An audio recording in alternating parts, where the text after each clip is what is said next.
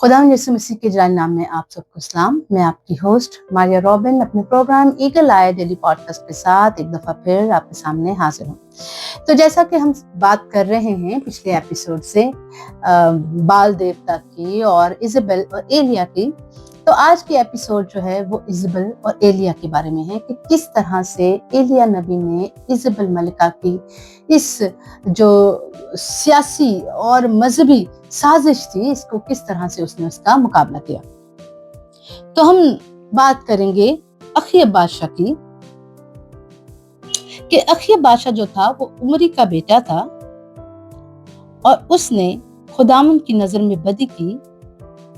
सो उसने सिदानियों के बादशाह इतबल की बेटी इज़ाबेल से ब्याह किया और जाकर बाल की प्रस्तिश करने और उसे सिजदा करने लगा। ये जिक्र है पहला सलातीन उसका 16 बाब और उसकी 29 आयत से 33 आयत तक। और बाल के मंदिर में जिसे उसने सामरिया में बनाया था, बाल के लिए एक मज़बा तैयार किया और अखयब ने ये सीरत बनाई। और अखयब ने इसराइल के सब बादशाहों से ज्यादा जो उससे पहले थे खुदावंद इसराइल के खुदा को गुस्सा दिलाने के काम किए। और हम देखते हैं कि इसी दौर में जब उसने बाल की प्रस्तिश को राइट किया, और हम बात करते हैं इज़ाबेल मलिका ने, क्योंकि इज़ाबेल मलिका ने बाल की प्रस्तिश को एक शाही मजहब और एक शाही कानून दे दिया और मजहबी मजहब के तौर पर उसको राइज कर दिया कि जो कोई बाल की प्रस्तिश नहीं करेगा वो जान से मारा जाएगा। उसी दौर में हम एलिया नबी को देखते हैं कि एलिया नबी जो है वो खुदा की खिदमत करता है। तो एलिया नबी के बारे में पहला सलातीन उसके 17 बाब में लिखा, और एलिया तिशबी जो जिलाद के परदेशियों में से था अखयब से कहा कि खुदावंद इसराइल के खुदा की हयात की कसम जिसके सामने मैं खड़ा हूँ, इन बरसों में ना ओस पड़ेगी ना मींह बरसेगा जब तक के मैं ना कहूँ। अब ये क्या बात है कि जब खुदा ने एलिया नबी पे कलाम नाजिल किया और उसने खुदा से दुआ की और उसने आसमान को बंद कर दिया कि ना ही बारिश हो और ना ही ओस पड़े, यानी कि मुकम्मल खुश्क साली। आखिर एलिया नबी को बारिश बंद करने के लिए क्यों दुआ की थी? अगर उसने बारिश को ही क्यों बंद किया? इसलिए क्योंकि बाल देवता कनानी देवताओं के मुताबिक, इज़ाबेल के देवता के मुताबिक, इज़ाबेल के ईमान के मुताबिक बाल देवता बारिश और तूफान का देवता है। तो खुदा ने एलिया की दुआ सुनी और इसलिए खुदा ने बारिश को बंद किया कि अगर बाल ही बारिश का देवता है तो वो बारिश का एक कतरा भी बरसा के दिखा दे। तो बेसिकली जो बारिश को बंद करना था या ये 3000 बरस तक जो काल पड़ना था या खुश्क साली थी, ये इस बात का जवाब था कि बाल खुदा नहीं है, बाल की कोई हकीकत नहीं है, कोई हैसियत नहीं है, वो सिर्फ एक बुत है और उसके अंदर कोई ताकत और कोई कुव्वत वो नहीं रखता है। लेकिन इज़ाबेल इस बात के मुनाफी थी और उसने हुक्म किया था कि जो भी कोई बाल के अलावा किसी की प्रस्तिश करेगा, जो कोई भी बाल के अलावा यहोवा का नाम लेगा, यहोवा की प्रस्तिश करेगा, वो जान से मारा जाएगा। इसलिए लोग डर से भी, इज़ाबेल के डर से, मौत के डर से भी यहोवा का नाम नहीं लेते थे, बल्कि बाल के नाम से ही दुआ करना शुरू हो गए थे। और इज़ाबेल के जो तासीर है, इज़ाबेल की इतनी बुरी तासीर है कि उसके अंदर 4 किस्म की तासीरें हैं, 4 किस्म के तरीके हैं जिससे इज़ाबेल काम करती है। अगर हम इसके देखें किस तौर तरीके से उसने हुकूमत चलाई इन 22 सालों में अखयब बादशाह के साथ, तो नंबर 1 उसके अंदर स्पिरिट ऑफ मैनिपुलेशन है, स्पिरिट ऑफ कंट्रोल है। नंबर 2 वो लालच के जरिए खादमों को खरीद लेती थी, नबियों को खरीद लेती थी कि वो उनको शाही रसद मिलता था, वो शाही दस्तरखान पर मलिका के साथ खाते थे, यानी कि मलिका के साथ उनको ये शरफ हासिल था कि जो बादशाही टेबल पर, शाही मेज पर वो बादशाह के साथ और मलिका के साथ खाएं, यानी कि उनको रॉयल सपोर्ट मिलती थी।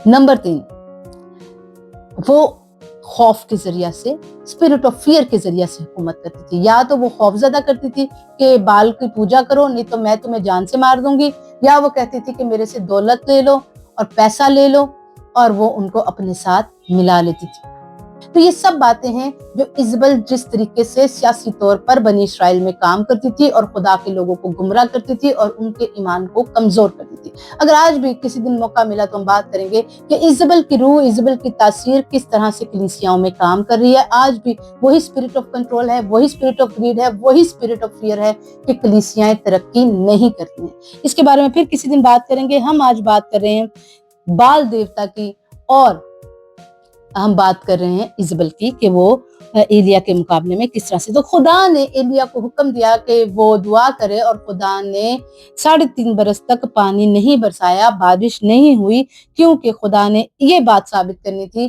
कि अगर बाल ही देवता है तो वो बारिश बरसा दे। और फिर खुदा ने एलिया नबी को करेत के नाला पर रखा और वहां कव्वों के जरिए से उसकी परवरिश करता रहा, और कव्वे सुबह को भी रोटी लाते थे और शाम को भी उसके लिए रोटी और गोश्त लाते थे, और इस तरह से उसकी खुदा ने परवरिश की। और जब करेत का नाला भी कुछ अरसा के बाद सूख गया तो खुदा ने उसे सारपत की बेवा के घर भेजा। अब ये भी बात बड़ी अहम है कि एलिया नबी को पूरी बनी इसराइल ने कहीं नहीं भेजा, बल्कि एक सारपत की बेवा के पास, जो खुद गरीब है, जो खुद जरूरतमंद है, उसके पास भेजा। हम बाज़ औक़ात सोचते हैं कि शायद खुदा ने उसकी एलिया की परवरिश के लिए भेजा था, लेकिन ये बात गलत।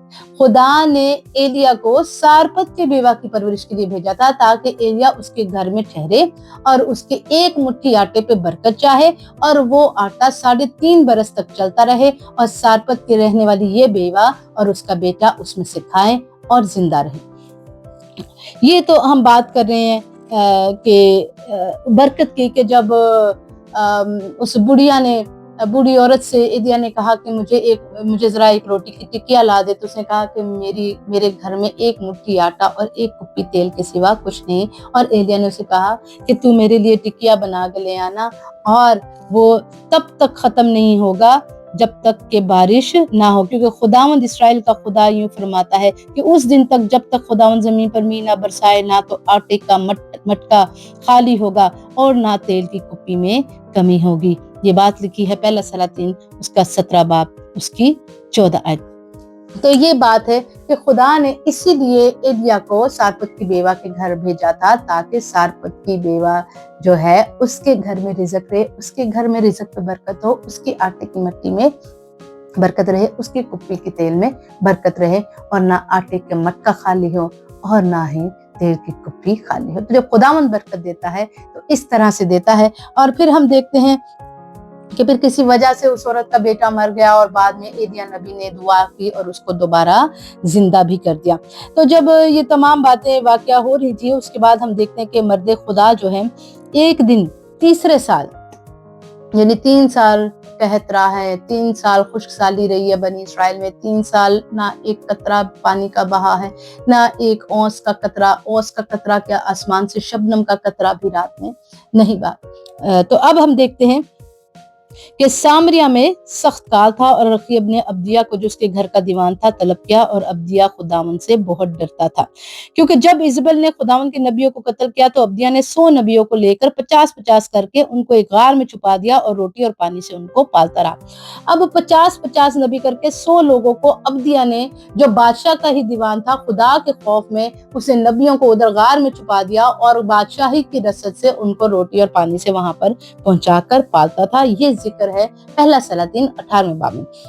सो अखीब ने सब बनी इसराइल को बुला भेजा और नबियों को कोहे किरमल पर इकट्ठा किया, और एलिया सब लोगों के नजदीक आकर कहने लगा, तुम कब तक 2 ख्यालों में डामाडोल रहोगे? अगर खुदावंद ही खुदा है तो उसके पैरू हो जाओ, और अगर बाल है तो उसकी पैरवी करो। पर उन्होंने एक हरफ भी उसको जवाब ना दिया। ये मैं जिक्र पढ़ रही हूँ पहला सलातीन उसका 18वां बाब और उसकी 19 और 20 आयत,